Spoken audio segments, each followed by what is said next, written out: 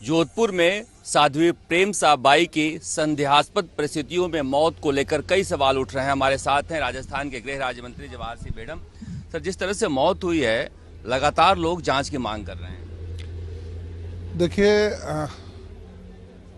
साध्वी प्रेमबाई की मौत और उस पर कई सवाल मीडिया ने भी खड़े किए, लोगों ने भी खड़े किए, लेकिन जो प्रथम दृष्टया मामला सामने आया है उसमें साध्वी प्रेमबाई की तबीयत खराब हुई और तबीयत खराब होने के बाद उसको हॉस्पिटल लाया गया। अब इसमें जो मतांतर आ रहा है, परिवार कहता है कि गलत इंजेक्शन लगाने से उसकी मौत हुई है।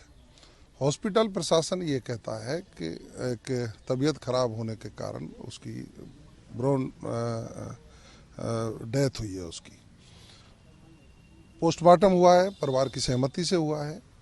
हम सभी एंगलों से उसकी जांच करा रहे हैं। एक सोशल मीडिया अपनी अलग इन्वेस्टिगेशन जारी किए हुए है, वो अपने तरीके से तथ्य प्रस्तुत कर रहा है, लेकिन हमने पुलिस को निर्देश दिए, चूँकि सनातन के प्रचार प्रसार में प्रेमबाई का महत्वपूर्ण योगदान रहा है। उस इलाके में उनका मान और सम्मान जिस तरह से था, ये एक विषय है। लेकिन कोई भी आम आदमी के साथ भी कोई घटना दुर्घटना होती है तो हमारा स्पष्ट है कि न्याय सुनिश्चित हो।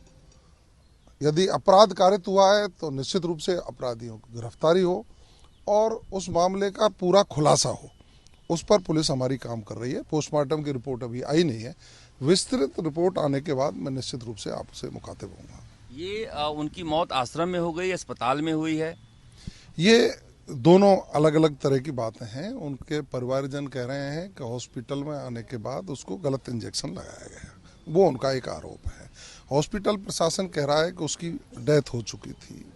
पोस्टमार्टम की रिपोर्ट अभी आनी है, तो जैसे ही पोस्टमार्टम की रिपोर्ट आ जाएगी, हमने उच्चाधिकारियों को निर्देश दिए हैं कि इसकी टीम बना करके बिल्कुल फेयर जांच हो। जो भी दूध का दूध, पानी का पानी होना चाहिए।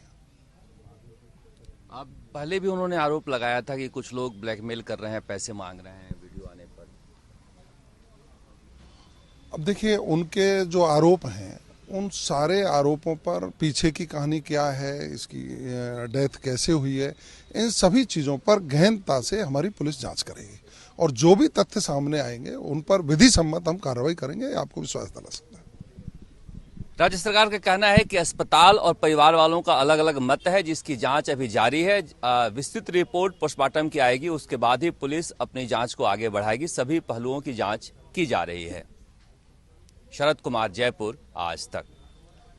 कह रहे हैं कि ध्वनि प्रदूषण हो रहा है जयपुर शहर में और लगातार लाउड स्पीकर बज रहे हैं। देखिए, बाल मुकुंदाचार्य जी हमारे सम्मानीय विधायक हैं और उन्होंने सदन में इस विषय को उठाया है और सदन में जैसे ही विषय आया तो हमने संबंधित उच्चाधिकारियों को निर्देश दिए हैं कि जो भी ध्वनि प्रदूषण या ध्वनि यंत्रों को संचालित करने के एसओपी बनी हुई है, नियमावली है, उसके अनुरूप हमको कार्रवाई करनी चाहिए।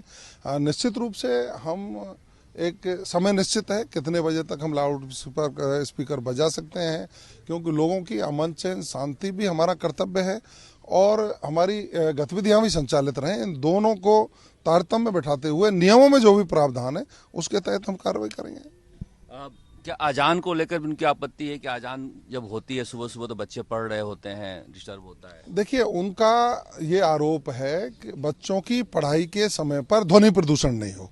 अब वो अजान हो या दूसरी चीजें हो, कोई भी हो, तो जो नियम बने हुए हैं उन नियमों के प्रावधान जो भी हैं उनके तहत हमने कार्रवाई के निर्देश जारी किए हैं। माननीय विधायक ने कोई विषय उठाया है सदन में तो सम्मानित विधायक हैं और उस इलाके में जांच करके जो भी कानून सम्मत कार्रवाई होगी वो करेंगे।